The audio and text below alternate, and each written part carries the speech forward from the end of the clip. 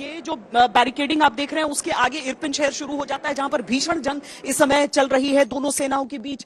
जो लोग हैं वहां के उन्हें बचा बचा कर निकाला जा रहा है। यहाँ पर कई एम्बुलेंसेस अभी तक आ चुके हैं। भयानक गोलाबारी चल रही है नेहा, रुक रुक कर अचानक धमाके, और हम जब बातचीत करेंगे इसके बीच में भी आप कई दफा सुन पाएंगे उन धमाकों को। एक के बाद एक धमाके हैं। यहाँ पर फौज का जमावड़ा भी बढ़ाया जा रहा है, आगे की ओर बढ़ रहे हैं। जो प्रेस की टीमें अगर कुछ कदम भी आगे बढ़ती हैं तो वहां से स्नाइपर्स उन पर हमला कर दे रहे हैं, और इसीलिए सबको पीछे रहने के लिए इस समय कहा गया है। बहुत गोलियां चल रही हैं, बहुत गोलाबारी वहां पर चल रही है। पूरा जो जंगल का इलाका, उसके आगे जाकर वो शहर पूरा शुरू हो जाता है। इरपिन नदी वहीं पर नेहा जिसे क्रॉस करने के लिए तमाम लोग हैं। अब देखिए तस्वीरें तो हमने बहुत दिखाई कि किस तरीके से जो बुजुर्ग हैं, बच्चे हैं, उन्हें निकाला जा रहा है, लेकिन आज भी बड़ी तादाद में, बड़ी संख्या में आप बुजुर्गों को वहां देखेंगे जो नहीं निकल सकते थे। आज उन्हें एम्बुलेंसेज में बिठा बिठा कर वहां से निकाला जा रहा है। और आप इस समय जो लोगों को देख रहे हैं ना, देखिए वो बच्चे के साथ वो परिवार आ रहा है, उस इलाके से उन्हें इवैक्यूएट किया जा रहा है, उन्हें बस निकाला जा रहा है वहां से। कुछ लोग अभी देखिए एक और एम्बुलेंस को आता हुआ आप देख रही हैं, अपनी तस्वीर मोहसिन आपको दिखाएंगे। एम्बुलेंस एक आ रही है, बहुत तेजी से ये गाड़ियां यहां पर पहुंचती हैं। जो लोग चल सकते हैं वो पैदल आ रहे हैं, और जो लोग नहीं चल सकते, ये बिल्कुल मैं सटे हुए इलाके में हूं, पूरी बमबारी यहां पर चल रही है, गोलीबारी चल रही है।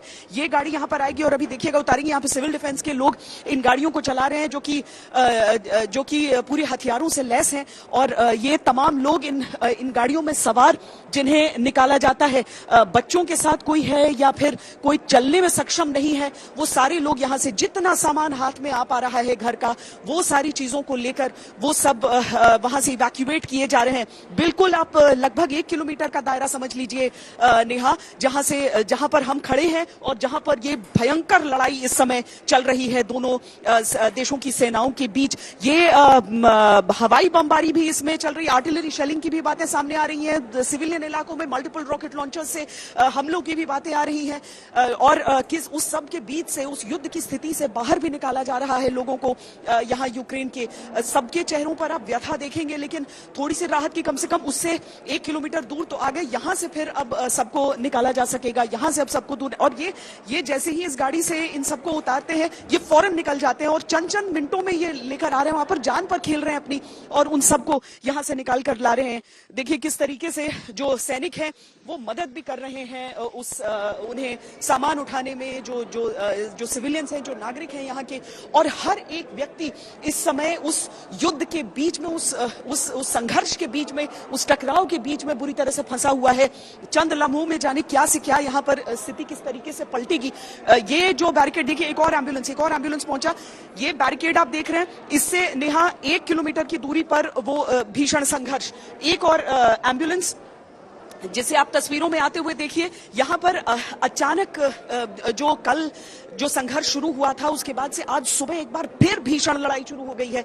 देखिए ये फिर ये गाड़ी आई और इसमें से फिर उन लोगों को यहां पर उतारा जाएगा। शुरुआत में जो गाड़ियां आई थी वो सब जो इंजर्ड लोग हैं, जिन्हें कुछ चोटें लगी थी, जो घायल हुए थे, उन सबको इवैक्यूएट किया गया था। और एक बार फिर आप देख रहे हैं अब चूंकि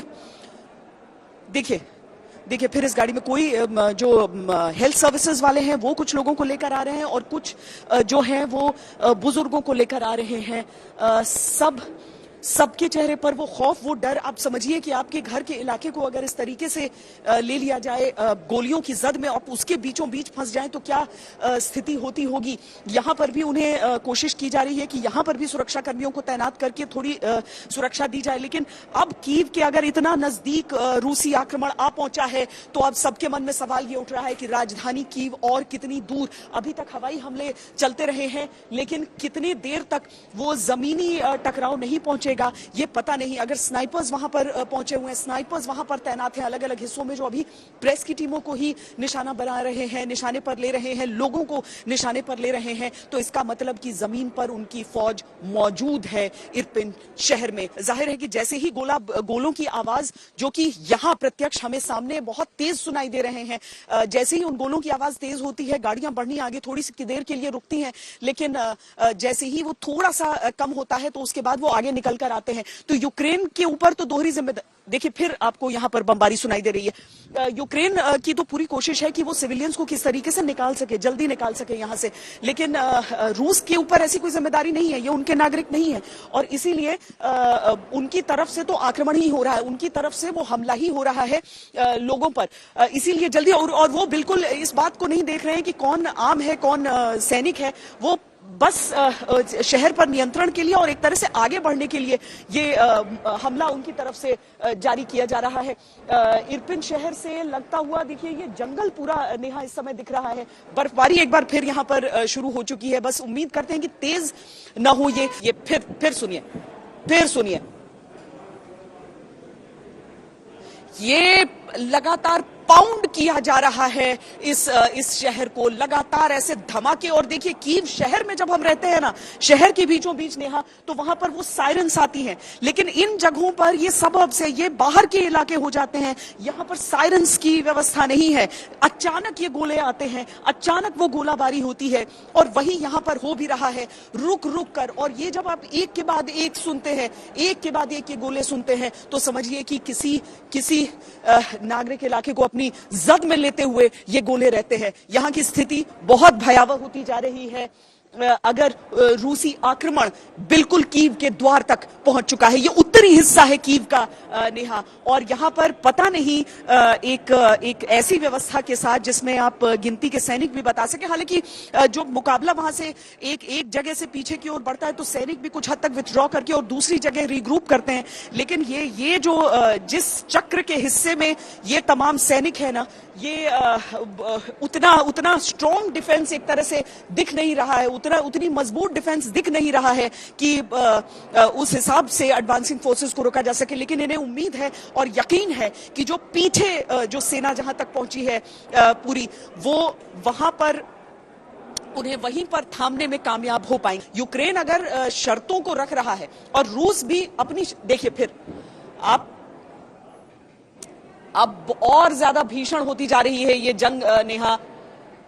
अब और ज्यादा आवाजें और ज्यादा गोलों की आवाजें आपको सुनाई देती जा रही हैं यहां पर।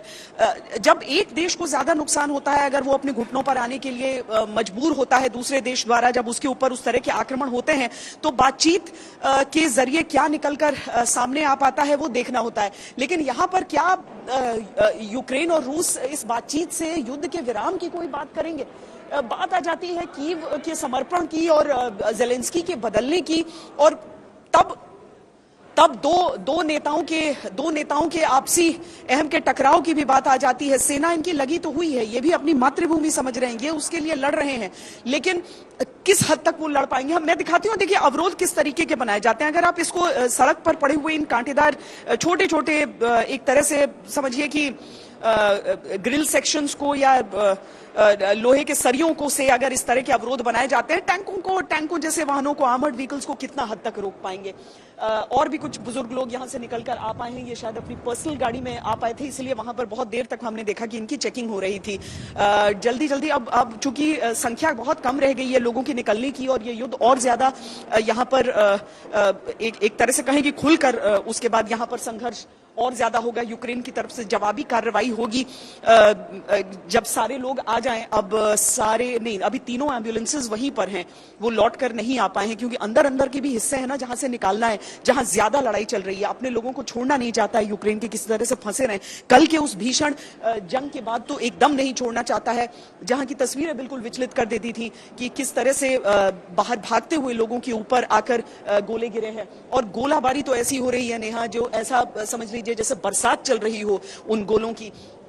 लगातार वो आवाजें चल रही हैं। बातचीत से रास्ता तभी निकल सकता है अगर दोनों देश एक मेज पर आने को तैयार हो जाएं, लेकिन दोनों की शर्तें ही अलग अलग हैं, और उस सब के बीच यहाँ की आम जनता पिस रही है। सवाल बिल्कुल भी ये नहीं उठता है कि कौन गलत है कौन सही, लेकिन आक्रांता होता है उसके ऊपर थोड़ा सा ज्यादा बड़ा भार तो पड़ ही जाता है कि और ज्यादा उंगलियां उसी देश की ओर उठती हैं। लेकिन रूस कहता है कि अब देखिए कुछ बख्तरबंद गाड़ियां भी, मोहसिन अगर आप कैमरा घुमाकर दिखा पाए उधर, आप कुछ बख्तरबंद गाड़ियां भी उधर बहुत तेजी से निकल गई है, वो पीछे की तरफ डिफेंसेस और यहाँ पर तैयार किए जा रहे हैं। ये पूरी रिहायशी इमारतें नेहा देखिए, मोहसिन एक बार दिखा दीजिए, सारी रिहायशी इमारतें हैं। लोग यहाँ पर हालांकि यहाँ से भी छोड़ कर गए हैं, पुरानी रिहाइश का हिस्सा है ये, पुरानी बसावट रही है, यहाँ पर लोग यहाँ पर रहते रहे, लेकिन अभी बहुत बड़ी संख्या में लोग यहाँ पर हैं नहीं, छोड़कर जा चुके हैं यहाँ से। लेकिन इस इलाके को भी तो डिफेंड करना होगा, तो कॉर्डन करने के लिए किस तरीके से इस इलाकों में पीछे के हिस्सों में जाती हुई मुझे वो बख्तरबंद गाड़ियां नजर आ रही हैं,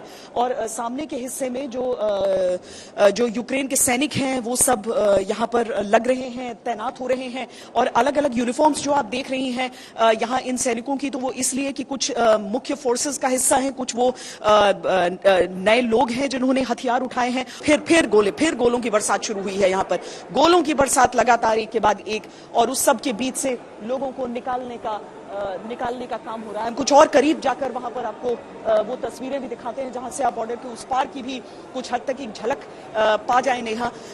यहाँ सैनिकों को आप देख रही हैं जो कुछ आपको आम कपड़ों में भी दिख रहे हैं लोग, उनके भी कंधों पर बंदूक इस समय तैनात है, और इसके साथ ही भले ही मुट्ठी भर, लेकिन मुकाबला करने के लिए, अपने शहर के लिए, अपनी भूमि के लिए, अपने अस्तित्व के लिए, अपनी सम्मान के लिए वो जंग लड़ने के लिए लोग, तो भले ही अंतर्राष्ट्रीय कारण, कूटनीतिक कारण इसके कुछ भी हो जाए, लेकिन एक व्यक्ति के लिए अपनी जमीन, अपनी भूमि कितनी अहम होती है, ये उसकी एक वानगी है,